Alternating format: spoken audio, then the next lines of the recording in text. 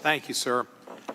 I joined with Mr. Sensenbrenner in commending the chairman on his running this committee tonight. It's been very difficult. It's been a long day, and we're a little bit tired. At least I am, and chairman's done a great job. But I totally disagree with Chairman Sensenbrenner in his summation of what we have before us. I think they are dead wrong in their opinion on the articles of impeachment. There are two articles. This is in no way stealing an election. If Donald Trump is removed from office, the election of 2016 is not nullified. Mike Pence will be the president, and that's no walk in the park. It's the same policies. Some of them may be even worse. Maybe a little bit better ethics and morals and a little bit more civility. But as far as policies, they'd be about the same.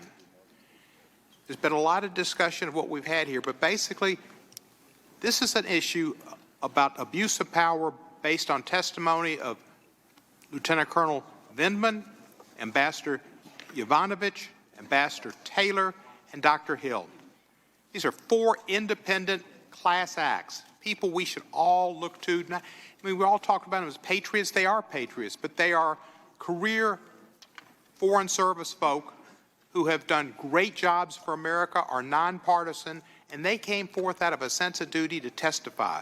And what they've testified to is what happened with Ukraine was wrong, that there was an abuse of power, and that's why they came forth.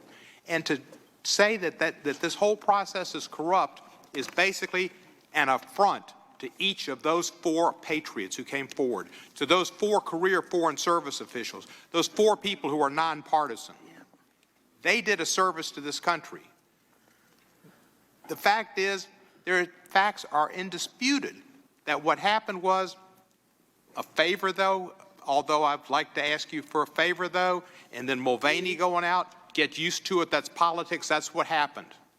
And then we had Sondland say they were all in on it, and it was a requirement.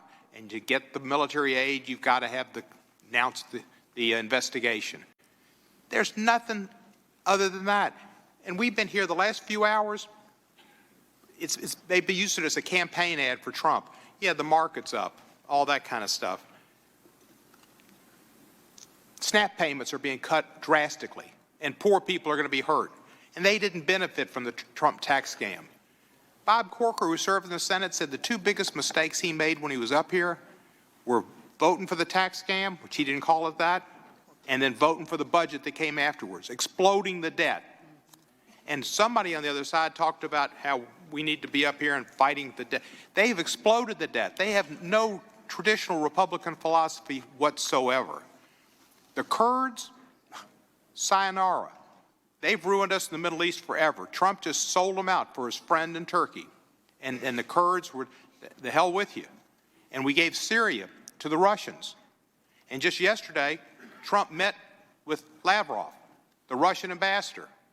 No report of what they talked about, except the White House said they talked about influence, not to have influence in the next election, that Trump told him, you shouldn't try to influence our next elections. Lavrov said, we didn't discuss the elections. That's not true. It's hard to figure out which one's lying. Neither one of them have a very good track record. So I hope we can get it finished today, pass these two articles, and do what's important to protect our democracy, support our oath, abide by our oath, support the Constitution, and support our national security, because all of which have been jeopardized by Donald J. Trump, by his self-dealing with Ukraine. I said earlier today that the president of Ukraine was an actor and a politician. I wasn't saying anything bad about him. A lot of actors are great. I love actors. I love politicians. I am a politician. But that's why he couldn't say that he was under any duress or any influence and that he felt like he was being pressured. He couldn't say that because he's in an inferior position. It's like a battered wife with her husband around who beat her up. He can't say to the police she can't say he beat me up because he's there, and when the police leave, he'll do it again. And so he was in a terrible position. I look forward to meeting him. I'm going to be in Ukraine in February, and I think he's going to do a wonderful job. And for some people over there that said Ukraine was the third worst in the world, It's like 120th in the rankings out of 180. Not good, but not the third worst. I yield back the balance of my time. God bless the United States of America. Gentleman yields back. I think we also share those sentiments.